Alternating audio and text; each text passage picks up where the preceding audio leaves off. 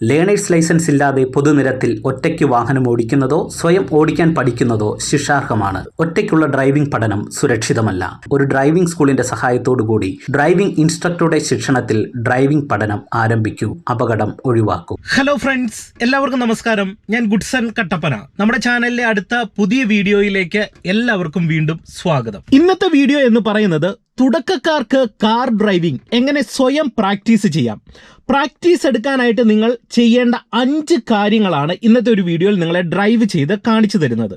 ഈ 5 കാര്യങ്ങൾ ഒരു ഡ്രൈവിംഗ് ഇൻസ്ട്രക്ടറുടെ സഹായത്തോടു കൂടി പ്രാക്ടീസ് എടുക്കുക. ഒറ്റയ്ക്ക് ഓടിക്കരുത്, അപകടം ഉണ്ടാകാനായിട്ടുള്ള സാധ്യത ഉണ്ട്. അപ്പോൾ പ്രാക്ടീസ് എടുക്കേണ്ട 5 കാര്യങ്ങൾ നിങ്ങളെ കാണിച്ചു തരാം. ഇത് മനസ്സിലാക്കി കഴിഞ്ഞാൽ നിങ്ങൾക്ക് വേഗത്തിൽ കാർ ഡ്രൈവിംഗിൽ നല്ലൊരു മാറ്റം കൊണ്ടുവരാനായിട്ട് കഴിയുന്നതാണ്. ഞാൻ ചെയ്തിരുന്ന പുതിയ വീഡിയോകളുടെ നോട്ടിഫിക്കേഷൻ നിങ്ങൾക്ക് വീഡിയോ അപ്ലോഡ് ചെയ്യുന്ന സമയത്ത് ലഭിക്കാനായിട്ട് മറക്കാതെ ചാനൽ സബ്സ്ക്രൈബ് ചെയ്ത് സൈഡിലുള്ള ബെല്ലൈക്കണിൽ ഓൾ അമർത്തി കൊടുക്കുക. നന്നായി വാഹനം ഓടിച്ച് പരിചയമുള്ള ഏതൊരു ഡ്രൈവറും ഡ്രൈവിംഗിൽ പാലിക്കുന്ന 5 കാര്യങ്ങളാണ് നിങ്ങളെ ഞാൻ ഡ്രൈവ് ചെയ്ത് കാണിച്ചു തരുന്നത്. വാഹനം പഠിച്ചു തുടങ്ങുന്ന പലർക്കും തന്നെ ഇങ്ങനെ വാഹനം ഓടിക്കാനായിട്ട് ഐഡിയ ഇല്ലാത്തവരാണ്. അതുകൊണ്ട് തന്നെ ഡ്രൈവിംഗിൽ ഒരു മാറ്റം പല ആൾക്കാർക്കും കൊണ്ടുവരാനായിട്ട് കഴിയാതെ വരുന്നുണ്ട്. ആദ്യമായിട്ട് നിങ്ങൾ ശ്രദ്ധിക്കേണ്ട ഒരു കാര്യമെന്ന് പറയുന്നത്, നമ്മൾ ഒരു വാഹനം സ്റ്റാർട്ട് ചെയ്യുന്ന സമയത്ത് സ്റ്റെപ്പ് ബൈ സ്റ്റെപ്പായിട്ട് ചെയ്യേണ്ട കാര്യങ്ങൾ ക്രമത്തിൽ ചെയ്ത് ശീലിക്കുക. എന്ന് പറഞ്ഞാൽ ചില ആൾക്കാർ വണ്ടി സ്റ്റാർട്ട് ചെയ്യാനായിട്ട് തീരുമാനിച്ചാൽ ആദ്യം ചെയ്യുന്നത് എന്താണ്, ക്ലച്ച് പൂർണ്ണമായിട്ട് ചവിട്ടും. അല്ലെങ്കിൽ ചിലരെന്ത് ചെയ്യും, ഹാൻഡ് ബ്രേക്ക് താഴോട്ട് താഴ്ത്തി കൊടുക്കും. എന്നിട്ട് എന്ത് ചെയ്യും, ക്ലച്ച് ചവിട്ടി ഇങ്ങനെ വണ്ടിയുടെ താക്കോൽ ഓൺ ചെയ്ത് വണ്ടി സ്റ്റാർട്ട് ചെയ്യുന്ന ഒരുപാട് പേരുണ്ട്. എന്നാൽ അങ്ങനെയല്ല ചെയ്യേണ്ടത്. വണ്ടി സ്റ്റാർട്ട് ചെയ്യുമ്പോൾ ആദ്യം നിങ്ങൾ സേഫ്റ്റിയുടെ ഭാഗമായിട്ട് ബ്രേക്കിലേക്ക് കാലെടുത്ത് വെക്കുക എന്നുള്ളതാണ് ആദ്യം ചെയ്യേണ്ടത്. രണ്ടാമതായിരിക്കണം നമ്മൾ ഫുൾ ക്ലച്ച് ചവിട്ടേണ്ടത്. എല്ലാ ഡ്രൈവേഴ്സ് ഇത് ഇങ്ങനെയാണ് ചെയ്യുന്നത്. എന്നിട്ട് വണ്ടിയുടെ താക്കോല് നമ്മൾ ഓൺ ചെയ്യുന്നു. ഓൺ ചെയ്താൽ ഉടൻ സ്റ്റാർട്ടാക്കുകയല്ല ചെയ്യുന്നത്. ഓൺ ചെയ്ത ഒരു 3-4 സെക്കൻഡ് മീറ്റർ കൺസോളിലെ വാർണിംഗ് ലൈറ്റുകളൊക്കെ തെളിഞ്ഞു ഒന്ന് കണ്ടതിന് ശേഷം എന്ത് ചെയ്യും, നമ്മൾ വാഹനം സ്റ്റാർട്ട് ചെയ്യും. സാവധാനം വണ്ടി സ്റ്റാർട്ട് ചെയ്യുന്നു. അടുത്ത സ്റ്റെപ്പ് എന്ന് പറയുന്നത് ഗിയർ കൊടുക്കുക എന്നുള്ളതാണ്. പലരും തന്നെ എന്ത് ചെയ്യും, അടുത്തത് ഹാൻഡ് ബ്രേക്ക് റിലീസ് ചെയ്യുന്നതിലേക്കാണ് പോകുന്നത്. അതിലും നല്ലത് എന്താണ്, വണ്ടിയുടെ ഗിയർ കറക്റ്റായിട്ട് ഫസ്റ്റ് ഗിയറിലേക്ക് ഇടുക. വണ്ടിയുടെ ഗിയർ ന്യൂട്രൽ ആക്കുക. എന്നിട്ട് ഫസ്റ്റ് ഗിയർ തെറ്റിപ്പോകാതിരിക്കാനായിട്ട് ഗിയർ ലിവർ ലെഫ്റ്റ് സൈഡിലേക്ക് ഒന്ന് ചേർത്ത് പിടിച്ചിട്ട് മുകളിലേക്ക് ഇട്ട് കഴിഞ്ഞാൽ നിങ്ങൾക്ക് ഫസ്റ്റ് ഗിയർ തെറ്റാതിടാനായിട്ട് കഴിയും. എന്നിട്ട് ഇതിനെല്ലാം ശേഷം ലാസ്റ്റ് ആണ് നമ്മൾ എന്ത് ചെയ്യേണ്ടത്, ഈ ഹാൻഡ് ബ്രേക്ക് റിലീസ് ചെയ്യേണ്ടത്. ഈ ഹാൻഡ് ബ്രേക്ക് റിലീസ് ചെയ്യുന്ന സമയത്ത് എന്ത് ചെയ്യും, പലരും ഈ ബട്ടണിൽ കൈ ബലത്തിൽ താഴോട്ട് താഴ്ത്തിയിട്ട് ഈ ബട്ടണിൽ ഞെക്കി പിടിച്ച് താക്കാൻ നോക്കും.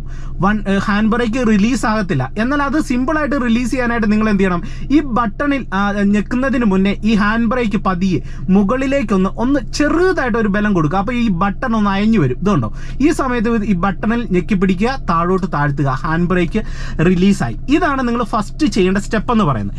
ഇനി അടുത്തത്, നമ്മൾ വാഹനം മുന്നോട്ടെടുക്കുമ്പോൾ പ്രധാനമായിട്ട് ഒരു ഡ്രൈവർ ചെയ്യുന്ന കാര്യങ്ങൾ നിങ്ങൾ കൃത്യമായിട്ട് ചെയ്യുക. അതായത് ഡ്രൈവിംഗ് പഠിക്കുന്നവർ വണ്ടി എടുക്കുന്ന ഒരു മെത്തേഡ് എന്ന് പറയുന്നത് ഫസ്റ്റ് ഗിയർ കൊടുത്ത് ഒറ്റയടിക്ക് വണ്ടി എടുത്തു പോവുക എന്നുള്ളതാണ് പലരും ചെയ്യുന്നത്. അപ്പോൾ സ്പീഡ് കൂടും, സ്റ്റിയറിംഗ് കൺട്രോൾ തെറ്റിപ്പോകുന്ന പ്രശ്നം വരും. ചിലപ്പോൾ പുറകിൽ നിന്ന് വണ്ടി ഉണ്ടെങ്കിൽ നമ്മുടെ വണ്ടി ഇടിക്കാനായിട്ടുള്ള സാധ്യതയുണ്ട്. എന്നാൽ ഒരു ഡ്രൈവർ അവിടെ ചെയ്യുന്ന ഒരു മെത്തേഡ് എന്ന് പറയുന്നത് കൃത്യമായിട്ട് centre mirror, left right mirror നോക്കിക്കൊണ്ട് പതുക്കെയായിരിക്കും വാഹനം എടുക്കുന്നത്. വണ്ടി സ്ലോ ചെയ്തായിരിക്കും എടുക്കുന്നത്. സ്ലോ ചെയ്തെടുക്കുന്നത് കാണിച്ചു തരാം. അതിന് ബ്രേക്കിൽ നിന്ന് കാലെടുക്കുന്നു. നിരപ്പായിട്ടുള്ള പ്രതലത്തിൽ നമുക്ക് ബ്രേക്കിൽ നിന്ന് കാലെടുക്കാം.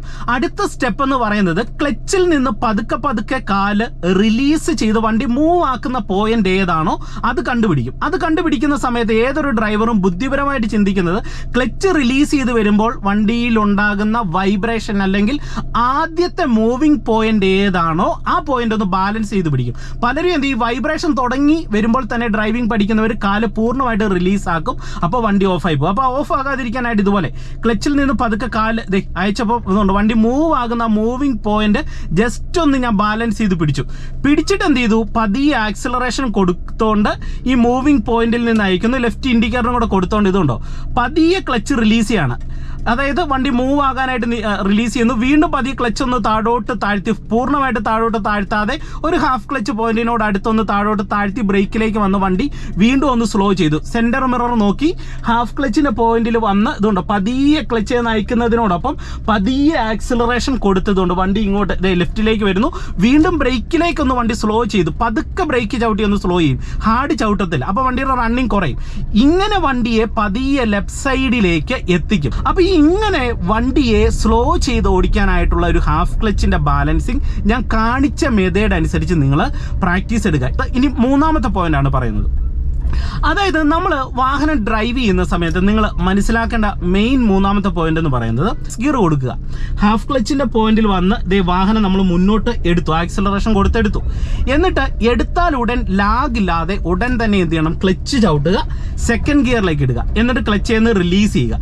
ഈ സമയത്തൊക്കെ നമുക്ക് സ്റ്റിയറിംഗ് ബാലൻസ് സ്റ്റഡി ആകേണ്ടതുണ്ട്. സ്റ്റിയറിംഗ് ബാലൻസ് സ്റ്റഡി ആകാനായിട്ട് കൈ നിങ്ങൾ സ്റ്റിയറിംഗിൽ ഗിയർ മാറുമ്പോൾ ഉപയോഗിക്കുമ്പോൾ പ്രധാനമായിട്ടും സ്റ്റിയറിംഗ് ബാലൻസ് തെറ്റാതിരിക്കാനായിട്ട് കൈ ഈ പൊസിഷനിൽ പിടിക്കുക. അതായത് ഇപ്പോൾ സ്റ്റിയറിംഗ് വീലിൻ്റെ ഈ പൊസിഷൻ കണ്ടോ, ഈ പൊസിഷനിൽ പിടിക്കുക. ഈ പൊസിഷനിൽ പിടിച്ചു കഴിഞ്ഞാൽ നിങ്ങൾക്ക് ഇതുകൊണ്ട് ഇതുപോലെ ഇടത് സൈഡിലേക്കും ഇതുപോലെ വലത് സൈഡിലേക്കും നമുക്ക് അത്യാവശ്യം സ്റ്റിയറിങ്ങിനെ ഒന്ന് ബാലൻസ് ചെയ്തുകൊണ്ട് ഗിയർ മാറ്റാൻ കഴിയും. ഇപ്പം എന്തുകൊണ്ട് ഞാൻ സെക്കൻഡ് ഗിയറിലാണ് വരുന്നത്. അതുപോലെ തന്നെ സ്റ്റിയറിംഗിൽ ഒരു കാരണവശാലും നിങ്ങൾ ബലം ഒരുപാട് കൊടുക്കരുത്. അതായത് ഇതുകൊണ്ട് നമുക്ക് സ്റ്റിയറിംഗ് എന്ന് പറയുന്നത് തിരിക്കാനുള്ളതാണ്, അല്ലാതെ നമ്മൾ ബലം കൊടുക്കാനോ അല്ലെങ്കിൽ ഡ്രൈവിംഗ് പഠിക്കുന്ന സമയത്ത് നമ്മുടെ ടെൻഷൻ തീർക്കുന്ന ഒരു ഏരിയ അല്ല. അതുകൊണ്ട് തന്നെ എന്ത് ചെയ്യണം, സ്റ്റിയറിംഗ് വളരെ സ്മൂത്ത് ആയിട്ട് നമ്മൾ പിടിക്കാനായിട്ട് ശ്രമിക്കണം ഇതുപോലെ. എന്നിട്ട് ഇനി നമ്മളൊരു തേർഡ് കൊടുക്കുന്ന സമയത്ത് പ്രധാനമായിട്ട് ശ്രദ്ധിക്കേണ്ടത് കൈ ഈ ഒരു ഭാഗത്തേക്ക് നമ്മൾ വെക്കുന്നു, ഇടത്തെ കൈ ഗിയർ ലിവറെ വെക്കുന്നു. എന്നിട്ട് നമ്മൾ ഇതുകൊണ്ടോ വാഹനത്തെ ഇടത് നമ്മൾ പ്രോപ്പറായിട്ട് ഒന്ന് ബാലൻസ് ആക്കുന്നു. എന്നിട്ട് എന്ത് ചെയ്തു, വണ്ടിക്ക് സ്പീഡാക്കി ഇതുകൊണ്ടോ സ്റ്റിയറിംഗ് ബാലൻസ് ചെയ്തുകൊണ്ട് ക്ലച്ച് ചവിട്ടി തേർഡിലേക്ക് ഇടുന്നു. ഈ സമയത്തല്ല എൻ്റെ നോട്ടം റോഡിൻ്റെ ലെഫ്റ്റ് സൈഡ് എൻഡ് ആയിരിക്കണം കണ്ടോ. അപ്പോൾ നമ്മൾ തേർഡിലേക്ക് വന്നു. വീണ്ടും രണ്ട് കൈയും ഇതുകൊണ്ട് സ്റ്റിയറിംഗ് വന്ന് നമ്മൾ എന്ത് ചെയ്യുന്നു, ഒരു ഇറക്കം കാണുമ്പോൾ എന്ത് ചെയ്യണം, നമ്മൾ കാലെടുത്ത് ബ്രേക്കിലേക്ക് വെച്ചേക്കുക. തേടി വരുന്നു, വീണ്ടും വണ്ടിക്ക് മൂവ് ആക്കുന്നു. ഇതുകൊണ്ടോ ഫോർത്ത് ഗിയറിലേക്ക് ഷിഫ്റ്റ് ചെയ്തു കണ്ടോ. അപ്പോൾ നമ്മൾ ഇത്രയും കൂടെ സ്പീഡാക്കി ഫോർത്തിലേക്ക് ഇട്ടു. ഇപ്പം നാലാമത്തെ ഗിയറിൽ ഇങ്ങനെ ഡ്രൈവ് ചെയ്ത് വരികയാണ്. അപ്പോൾ ഇങ്ങനെ സ്റ്റിയറിങ്ങിനെ ബാലൻസ് ചെയ്യാനും 4 ഗിയറുകൾ വരെ ഇട്ട് നമ്മൾ വാഹനം ഡ്രൈവ് ചെയ്യാനും ഡ്രൈവിങ്ങിൽ നിർബന്ധമായിട്ടും നിങ്ങൾ പഠിച്ചിരിക്കണം. ഇനി നിങ്ങൾ ഡ്രൈവിങ്ങിൽ മെയിനായിട്ട് പഠിച്ചെടുക്കേണ്ട ഒരു കാര്യം ഞാൻ നിങ്ങളെ ഡ്രൈവ് ചെയ്ത് കാണിച്ചു തരാം. ഇപ്പം ഞാൻ എൻ്റെ വാഹനം ഇതുകൊണ്ട് ചെറിയൊരു കയറ്റത്ത് നിർത്തിയേക്കാണ്. ഓക്കെ, അപ്പോൾ ഇവിടുന്ന് വാഹനം എടുക്കുമ്പോൾ സമയത്ത് നിങ്ങളിൽ പഠിക്കേണ്ട പ്രധാനപ്പെട്ട 4ാമത്തെ പോയിന്റാണ് പറയുന്നത്. ഹാഫ് ക്ലച്ചിൽ നിങ്ങളുടെ വണ്ടിയെ നിങ്ങൾക്ക് കയറ്റത്ത് ബ്രേക്കിൻ്റെ സഹായമില്ലാതെ നിർത്താനും പതുക്കെ കയറ്റത്ത് നീക്കാനായിട്ട് നിങ്ങൾ ഡ്രൈവിങ്ങിൽ പഠിക്കണം. ഇപ്പം നിങ്ങൾ നോക്കുക, എൻ്റെ വാഹനം ഈ കയറ്റത്ത് നിൽക്കുകയാണ്. ഞാൻ എന്ത് ചെയ്യുന്നു, ബ്രേക്കിൽ ചവിട്ടി പിടിക്കുന്നു. ബ്രേക്ക് എന്ന് വെച്ചാൽ വണ്ടി ബാക്കിലേക്ക് പോകും.